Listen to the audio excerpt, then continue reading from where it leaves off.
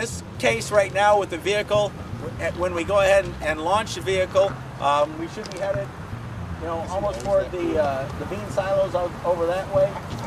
Depending on the wind's carrying it this way, but the current's going to carry it this way just a little bit.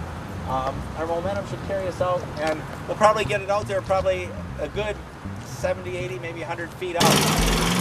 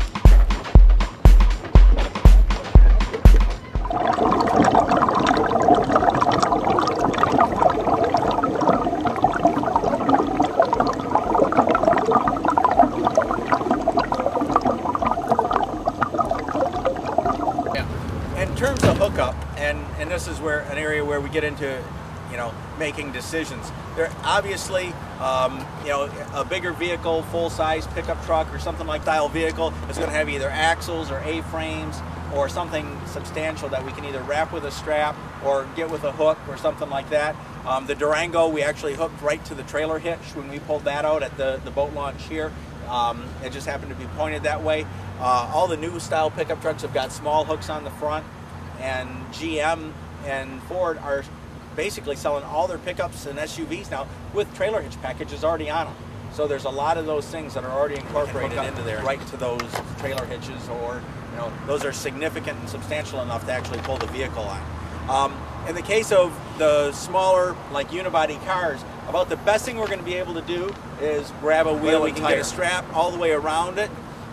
We may be able to do that. If we can't do that, what we may do is pre-loop a strap and just run it over and then choke the tire, because we might not be able to get it underneath. When we had that car at Heathcote, the problem we had at Heathcote is that car settled into the weeds and the muck. Could not get anything underneath the vehicle. So we had the car sitting with the tires and wheels submerged in muck, couldn't reach anything. The first hookup that I made was around the strut tower and spring. When we started winching the car, it was coming sideways with enough resistance, we ripped the strut tower right out of the car.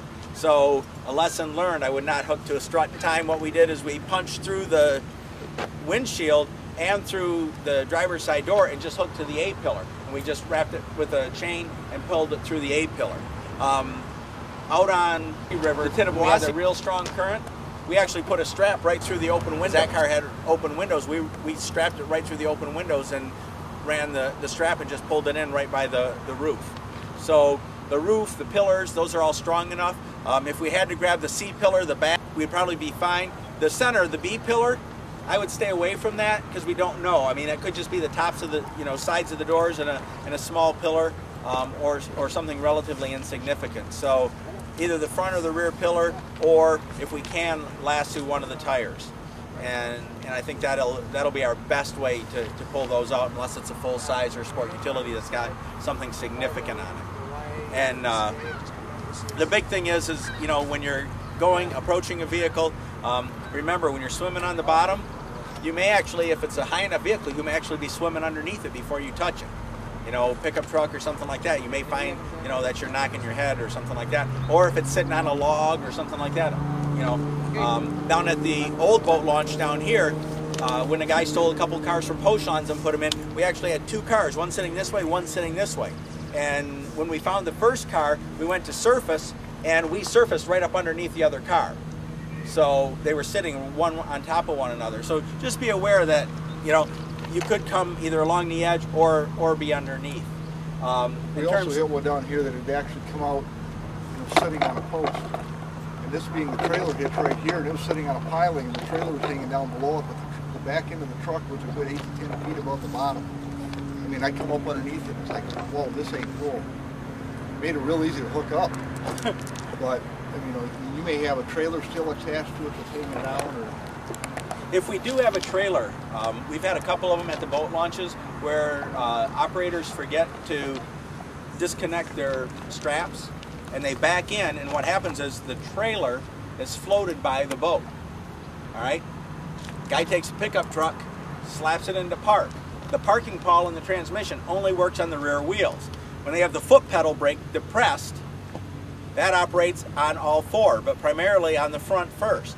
So what happens is, guy backs in, he's got his back wheels either partially in the water or in the water, and if it's a little slippery, a little snotty, especially, you know, algae toward the end of season, they put it into park. The parking pawl locks the rear wheels, the trailer is being floated up by the boat, so it's taking tongue weight off and actually lifting the back.